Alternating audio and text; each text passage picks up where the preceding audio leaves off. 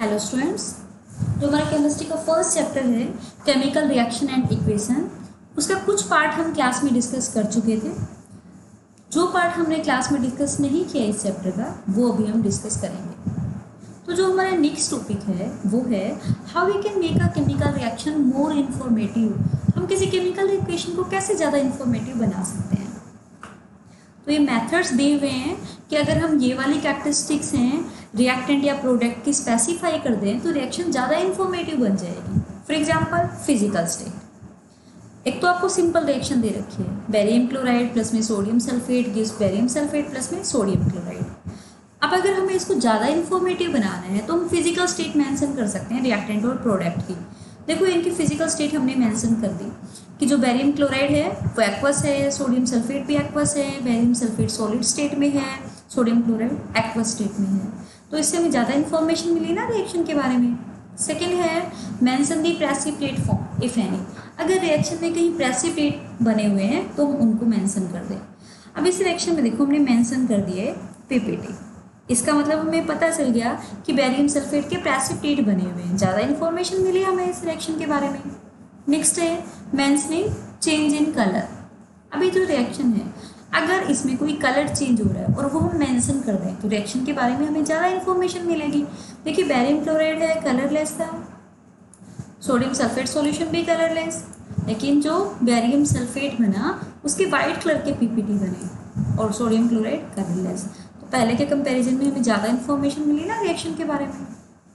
Next है bye balancing की chemical equation. अगर हम इक्वेशन को बैलेंस कर दें तो भी हम उसको ज़्यादा इन्फॉर्मेटिव बना सकते हैं, क्योंकि बैलेंसिंग से हमें क्या पता चल गया कि बेरियम क्लोराइड का 1 मोल पार्टिसिपेट कर रहा है रिएक्शन में, सोडियम सल्फेट का भी 1 मोल, बेरियम सल्फेट का भी 1 मोल, लेकिन सोडियम क्लोराइड के 2 मोल पार्टिसिपेट कर रहे हैं।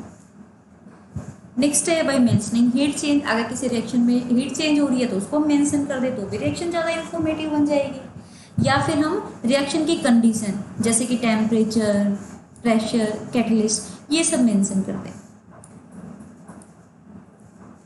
कैटलिस्ट क्या होता है? कैटलिस्ट वो सब्सटेंस होता है जो किसी भी रिएक्शन की स्पीड को इंक्रीज कर देता है, उसको हम कैटलिस्ट बोलते हैं। नेक्स्ट है टाइप ऑफ केमिकल रिएक्शंस। हमें इस चैप्टर में combination reaction, decomposition reaction, displacement reaction, double displacement reaction, redox reaction, precipitation reaction, ये सारे टाइप्स पढ़नी है। तो हम 1 बाय 1 इनको स्टडी करेंगे। फर्स्ट है कॉम्बिनेशन रिएक्शन। नाम से पता चल रहा है ना, कॉम्बिनेशन मतलब कंबाइन होंगे substances. The reaction in which 2 और more substances combine together to form a single substance. जिस रिएक्शन में 2 या मोर सब्सटेंसेस कंबाइन होके सिंगल बना दे उसको हम बोलते हैं combination reaction. For example magnesium plus oxygen, 2 थे ना, एक हमारे पास सब्सटेंस Mg, एक O2, लेकिन कंबाइन होकर इन्होंने एक सब्सटेंस बना दिया MgO। ऐसे ही कैल्शियम ऑक्साइड प्लस वाटर, इससे हमें क्या मिल गया? Calcium hydroxide. H2 प्लस में O2, यहाँ से हमें क्या मिल गया? वाटर। ये जो मैंने आगे कोफिशिएंट यूज किए हुए हैं, 2 लगाया हुआ है, यहाँ पे 2 लगाया हुआ है, यहाँ पे 2, ये आपको पता है ना, मैंने इक्वेशन को बैलेंस किया हुआ है, क्योंकि हम कोई भी रिएक्शन लिखते हैं तो उसको बैलेंस फॉर्म में लिखते हैं। तो कॉम्बिनेशन रिएक्शन में क्या होता है? 2 सब्सटेंसेस हैं या 2 से ज़्यादा सब्सटेंसेस हैं मिलके 1 सिंगल सब्सटेंस बना देंगे। नेक्स्ट है डीकम्पोजिशन रिएक्शन। रिएक्शन इन, देखो डीकम्पोजिशन मतलब क्या होता है? टूटना। In which a single substance break down to give 2 और मोर सब्सटेंसेस। एक सिंगल सब्सटेंस टूट के 2 सब्सटेंसेस दे देगा या उससे ज़्यादा दे देगा। डिकम्पोजिशन रिएक्शन है वो 3 टाइप्स की होती हैं। Number 1 thermal decomposition, the reaction in which decomposition take place on heating. अब देखिए डिकम्पोजिशन हो रहे हैं मीन्स जो सब्सटेंसेस हैं वो ब्रेक हो रहे हैं, तो हम उसको एनर्जी देंगे तभी तो सब्सटेंस ब्रेक होंगे। अब हम एनर्जी अगर हीट की फॉर्म में दे रहे हैं तो उस डिकम्पोजिशन को बोलते हैं थर्मल डिकम्पोजिशन, जिसमें डिकम्पोजिशन जो है वो हीटिंग की वजह से हो रहा हो। ये जो ट्रायंगल का साइन आपको दिख रहा है ये हीट का सिंबल होता है। काफ़ी इंपॉर्टेंट रिएक्शन है ये। लेड नाइट्रेट, अगर हम इसको हीट प्रोवाइड कर दें तो डिकम्पोज हो जाएगी। Lead oxide yellow colour, NO2 gas release हो जाएगी, वहाँ से ब्राउन कलर के फ्यूम्स होते हैं NO2 गैस के, प्लस में ऑक्सीजन गैस रिलीज हो जाएगी। देखो एक सब्सटेंस है ब्रेक डाउन होके 3 सब्सटेंस दे दिए उसने। नेक्स्ट है ferrous sulphate, FeSO4 into 7H2, इसको ग्रीन विट्रोल बोलते हैं। हमने इसको हीटिंग प्रोवाइड की, पहले तो क्या हुआ 7 वाटर मॉलिक्यूल्स इसके साथ से रिमूव हो गए, FeSO4 प्लस में 7H2O। देन फर्दर हमने और ज़्यादा हीट दी तो FeSO4 है वो ब्रेक डाउन हुआ, Fe2O3 इसका रेडिश ब्राउन कलर होता है, साथ में SO2 प्लस SO3 गैस।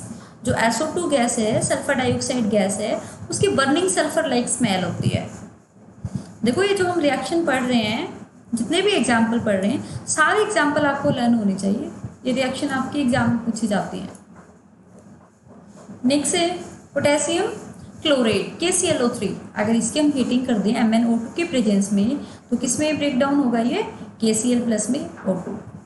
ऐसे लाइमस्टोन है हीटिंग के बाद कैल्शियम ऑक्साइड प्लस CO2। तो ये सारे की सारी थर्मल डिकम्पोजिशन के एग्जाम्पल थे, मतलब एक सब्सटेंस डिकम्पोज होकर 2 या उससे ज़्यादा दे रहा था, और डिकम्पोजिशन किसकी वजह से हो रहा था, हीट की वजह से।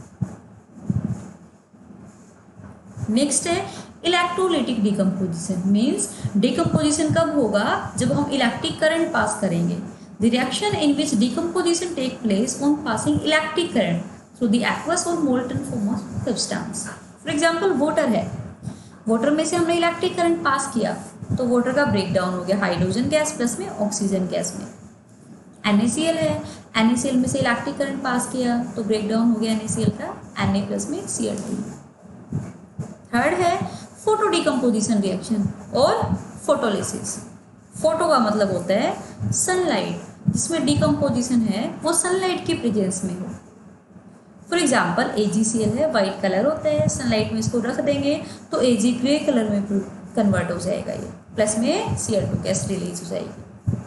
अगर AgBr इसका पेल येलो कलर होता है, सनलाइट में हम रख देंगे तो Ag ग्रे कलर प्लस में ब्रोमीन है रेडिश ब्राउन कलर का होता है ब्रोमीन गैस। तो यहाँ पे देखिए डिकम्पोजिशन हो रहा है ना, एक सिंगल सब्सटेंस 2 सब्सटेंसेस में कन्वर्ट हो रहे हैं। नेक्स्ट है application of photo decomposition reaction.